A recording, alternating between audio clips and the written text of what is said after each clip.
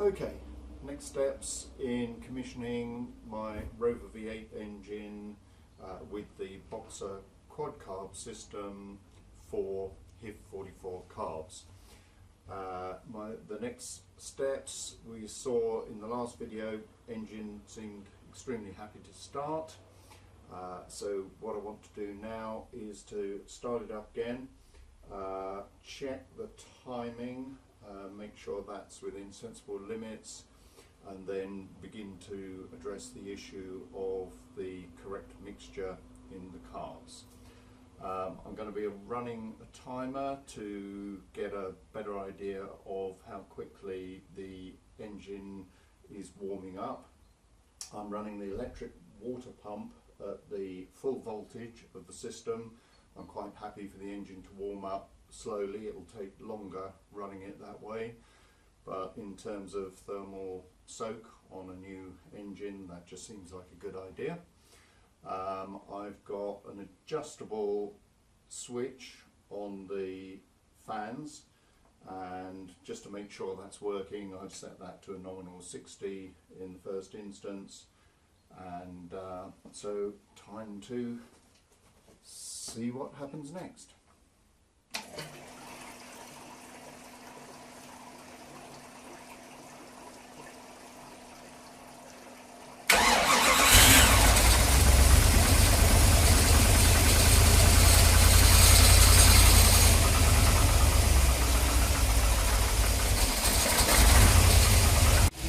Okay, the engine's been running for 5 minutes now, and the temperature's coming up, engine pressure's looking good.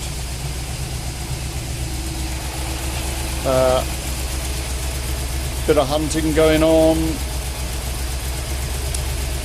which is not surprising, and just now going to check and see if I can get a shot on the ignition timing.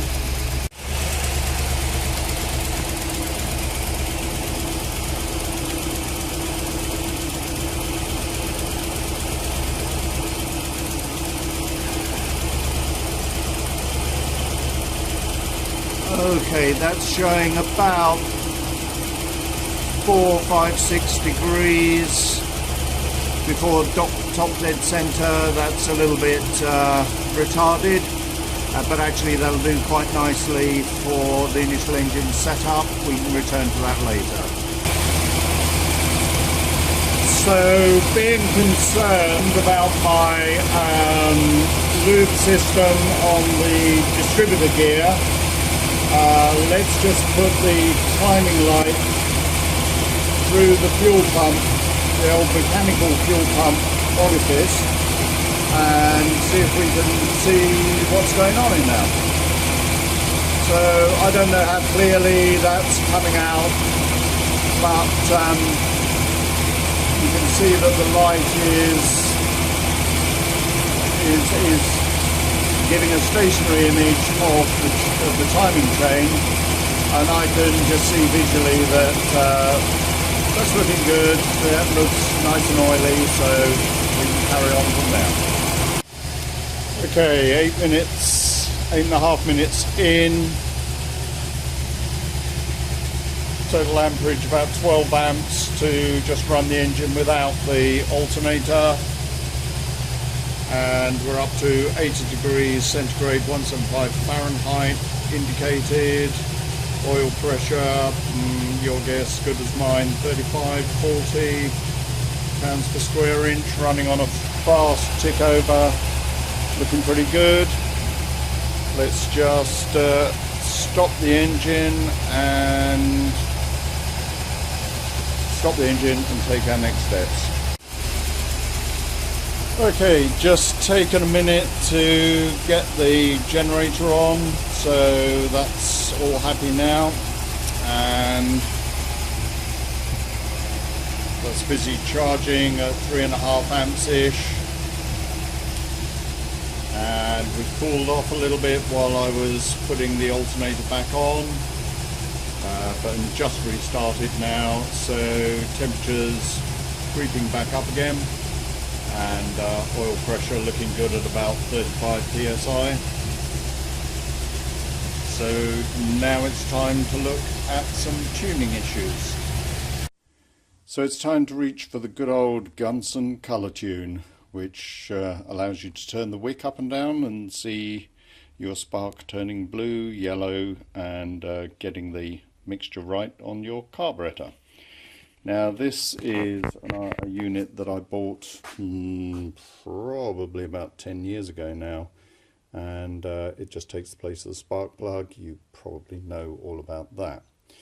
What you may not know is that compared with the more old-fashioned colour tune, which is pretty much identical, I'm not sure when they stopped making these, they still crop up on eBay from time to time, but I've managed to collect up 4 of these over the years, and basically you can see it's much bigger.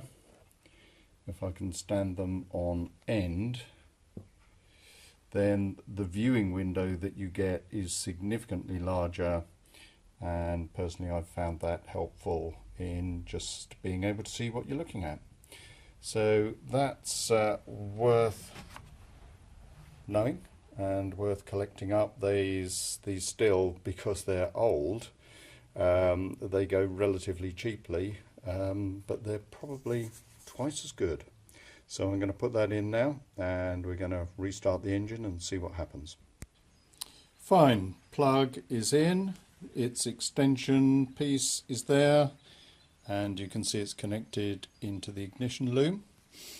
And I have actually cheated, because rather than bore you with the full tuning process, you can see lots of that on YouTube if you search for the colour tuning, if you need more of that.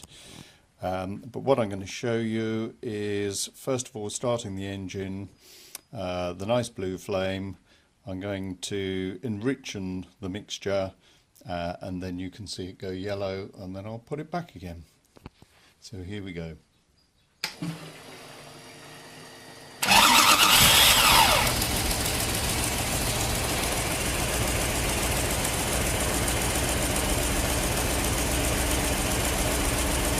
Okay, that's settling down to the nice blue colour. You can see the spark itself taking place at about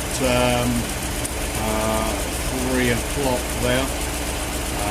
And now what I'm going to do is just enrich the mixture.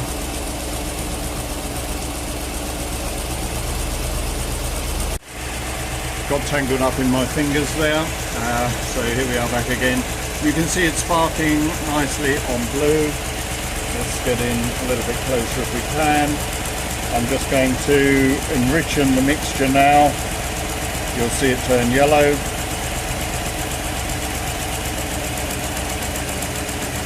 There we go. And now I take it back into the blue region.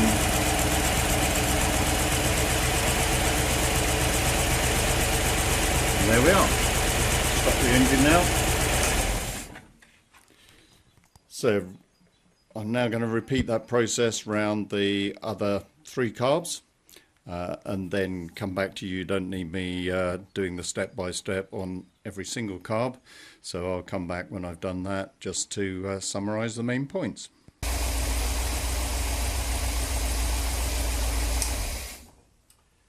So now I've got an engine that's running nicely on a fast tick over. The timing is in a position that's comfortable for first bedding in of the engine. The mixture is set up for a fast tick over, and the next steps will then be running the engine through its rev range, looking at the mixture control for those conditions, and determining what I've got to do next with the needles and springs inside the carbs. So now what I'm going to do is to run the engine for about half an hour to make sure everything's bedded in, working normally, no unpleasant leaks, squeaks or bangs, and I'll be back later on with another video with the next stage of setup of the cars.